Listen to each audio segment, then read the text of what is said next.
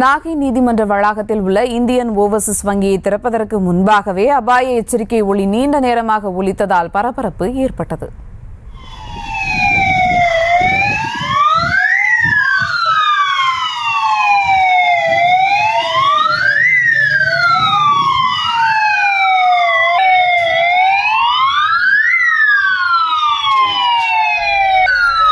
இது குறித்த கூடுதல் விவரங்களோடு இணைகிறார் செய்தியாளர் லெனின். வணக்கம் லெனின், விவரங்கள்.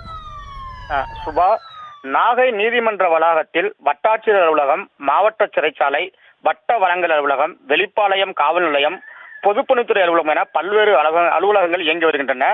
இதே வளாகத்தில் இந்தியன் ஓவர்சீஸ் வங்கியும் அதன் அருகே ஏடிஎம் மையமும் செயல்பட்டு வருகிறது.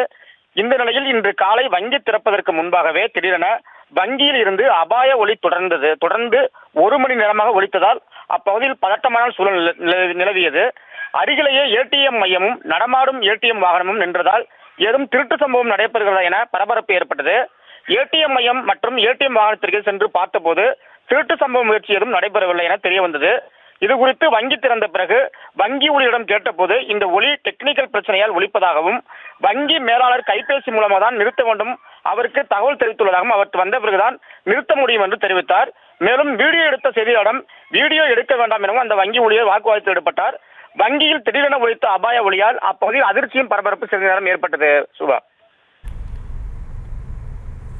விவரங்களுக்கு நன்றி லெனின். செய்திகளை உடனுக்குடனும் துல்லியமாகவும் தெரிந்து கொள்ள சப்ஸ்கிரைப் பண்ணுங்க.